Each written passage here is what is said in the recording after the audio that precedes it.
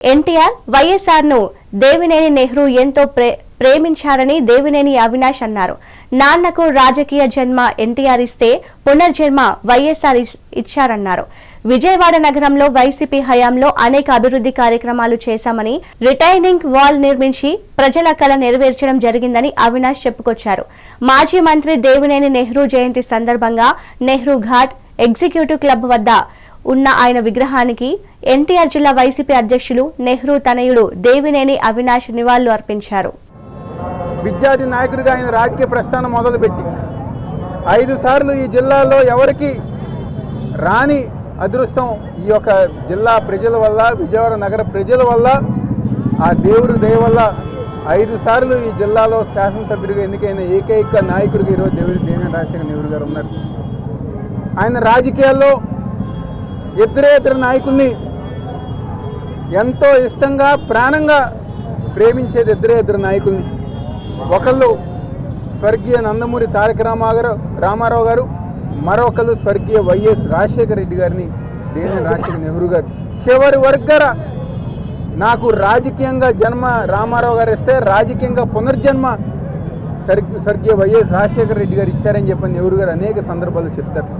ఈరోజు నేను కూడా గర్వంగా చెప్పుకుంటా, నాకు జన్మ దేవినేని రాజశేఖర నెహ్రూ గారు ఇస్తే రాజకీయంగా పునర్జన్మ వైఎస్ జగన్మోహన్ రెడ్డి గారు ఇచ్చారని చెప్పి నేను కూడా చాలా గర్వంగా చెప్పుకుంటా. నెహ్రూ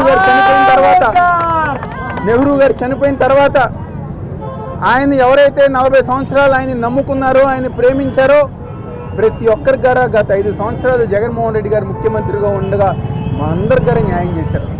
మరీ ముఖ్యంగా ఆయన ఏదైతే ఈ యొక్క విజయవాడ నగరంలో అభివృద్ధి కార్యక్రమాలు జరగాలనుకున్నారో, రిటైనింగ్ వాల్లు కానివ్వండి, రోడ్లు కానివ్వండి, ప్రతి ఒక్కటి గారా అభివృద్ధి చేయాలనుకున్నారు. వైఎస్ జగన్మోహన్ రెడ్డి గారు ఒక నాయకత్వంలోనే అవన్నీ గారు మేము పూర్తి చేస్తామని చెప్పి ఎంతో మహానాయకుడు కొన్ని శతాబ్దాలు విజయవాడలో పేదల పక్షాన పోరాటం చేసి విజయవాడ నగరంలో రాజకీయాలు చేసినటువంటి దేవినేని నెహ్రూ గారి పుట్టినరోజు వేడుకల్లో పాల్గొనడం చాలా సంతోషంగా భావిస్తూ, దాదాపుగా 30 సంవత్సరాలు రాజకీయాల్లో శాసనసభ్యుడిగా ఉండడం అంటే ప్రజలతో ఎంత మమేకమైతే అటువంటి అవకాశం ఆ భగవంతుడు ఇస్తాడో ఒకసారి మనందరం కూడా గుర్తు చేసుకోవాలి. ఏ కష్టం వచ్చినా నెహ్రూ గారి దగ్గరికి వెళ్తే ఆ కష్టం తీరుతుంది అనేది ఈ విజయవాడలో ఉన్నటువంటి ప్రజలకు ఉన్నటువంటి నమ్మకం. అంటే ఆయన ప్రజలతో ఏ విధంగా మమేకమయ్యారో మనందరం కూడా గుర్తు చేసుకోవాల్సిన అవసరం ఉంది. అదేవిధంగా ఆ మహానుభావుడు బాటలో మా సోదరుడు దేవినేని అవినాష్ నిత్యం ప్రజల్లో ఉంటూ ప్రజల కోసం ఎప్పుడు కూడా నిత్యం ఈరోజు ప్రతిపక్షంలో ఉన్నాం, నిత్యం పోరాటం చేస్తూ కేసులను సైతం లెక్క చేయకుండా ముందుకెళ్తా ఉన్నాడు జగన్మోహన్ రెడ్డి గారి నాయకత్వంలో.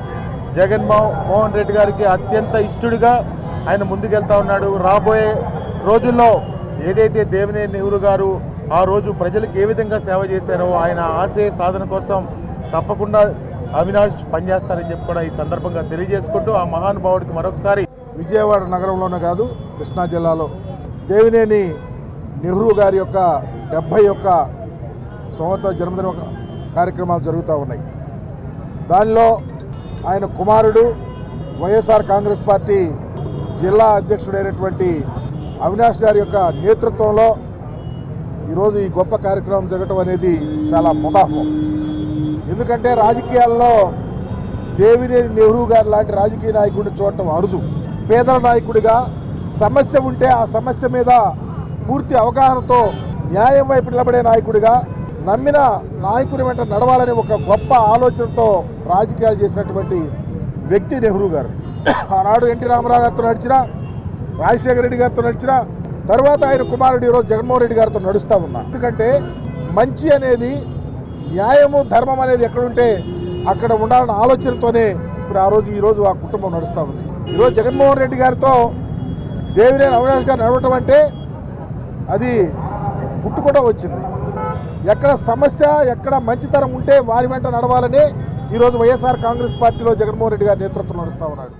విజయవాడ నగరంలోనే కాదు కృష్ణా జిల్లాలో దేవినేని నెహ్రూ గారి యొక్క